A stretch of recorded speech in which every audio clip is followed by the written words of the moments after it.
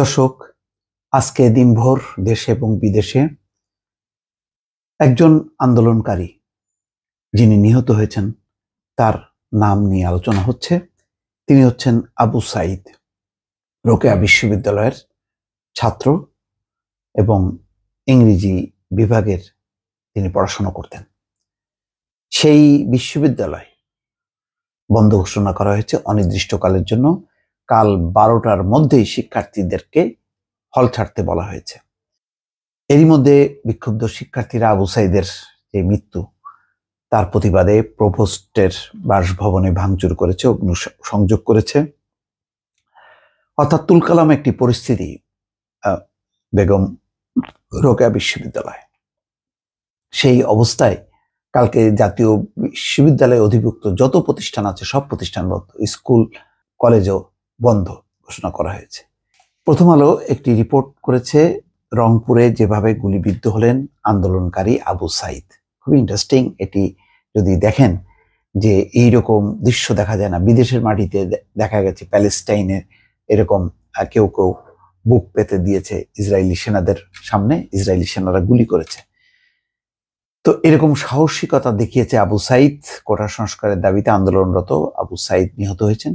22 বছরের আবু সাঈদ বেগম রোকেয়া বিশ্ববিদ্যালয়ের ইংরেজি বিভাগের 12তম ব্যাচের শিক্ষার্থী। তিনি বিশ্ববিদ্যালয়ের কোটা আন্দোলনের অন্যতম সমন্বয়ক ছিলেন। আবু সাঈদ আজ মঙ্গলবার বেলা 2টার দিকে বেগম রোকেয়া বিশ্ববিদ্যালয়ের সামনে পার্ক মোড়ে আহত হন। পরে তাকে রংপুর মেডিকেল কলেজ হাসপাতালে নেওয়া হয়, তবে হাসপাতালে আনার আগেই তার মৃত্যু হয়েছে বলে চিকিৎসকরা জানান। বিশ্ববিদ্যালয়ের সামনে আবু সাঈদের আহত হওয়ার পুরো দৃশ্য ধারণ করেছে একাধিক গণমাধ্যম। যমুনা টেলিভিশন এ ধরনের একটি ভিডিও প্রচার করেছে। এছাড়া স্থানীয়ভাবে কেউ কেউ ভিডিও করে তা সামাজিক যোগাযোগ মাধ্যমেও প্রকাশ করেছে। এসব ভিডিও থেকে তার গুলিবিদ্ধ হওয়ার সময়ের পরিষ্কার একটা চিত্র পাওয়া যায়। সংঘর্ষ শুরু হলে আন্দোলনকারীদের মধ্যে সবার আগে ছিলেন আবু সাঈদ, অন্যরা একটু পিছনে ছিলেন। আবু সাঈদের ঠিক সামনে অবস্থান ছিল পুলিশের অবস্থানের জায়গাটি ছিল বিশ্ববিদ্যালয়ের প্রধান ফটকের সামনে। গুলি করেছেন এই পুলিশ সদস্যরাই। সেই গুলিতেই আহত হন তিনি। প্রথম একটি দৃশ্য দেখা যাচ্ছে, সেখানে আবু সাঈদ দাঁড়িয়ে আছেন। ঠিক এভাবেই পুলিশের সামনে দাঁড়িয়েছিলেন আবু সাঈদ। পরের ছবিটা ছিল উল্টো দিকে রাবার বুলেট ছুড়ছিলেন পুলিশ সদস্যরা। তারপরের ছবিটা, তারপরও অবস্থান থেকে সরেনি আবু সাঈদ, দাঁড়িয়েই ছিলেন। তার হাতে ছিল একটা লাঠি, তিনি সেই লাঠি দিয়ে রাবার বুলেট ঠেকানোর চেষ্টা করছিলেন। তারপরের ছবিটা হচ্ছে ক্রমাগত রাবার বুলেটের মুখে এক পর্যায়ে পিছু হটেন আবু সাঈদ, ফুটপাতে বসে পড়েন। তারপরের ছবি, এ সময় আন্দোলনকারী একজন দৌড়ে আসেন এবং গুলি লেগেছে এমন কথা শোনা যায়।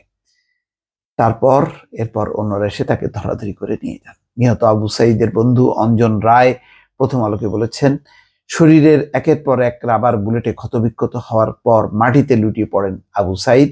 তার নাক দিয়ে রক্ত ঝরছিল। এ সময় সংঘর্ষ চলছিল, তাকে হাসপাতালে নিয়ে যেতে দেরি হয়।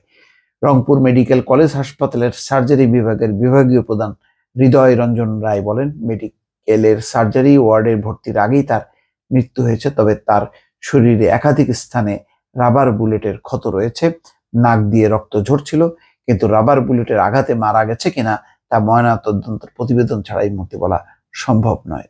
দর্শক, এভাবেই আবু সাঈদের মৃত্যুর একটা বিরচিত বর্ণনা প্রথম আলো রিপোর্ট করেছে, যেটি আপনাদের সামনে উপস্থাপন করলাম।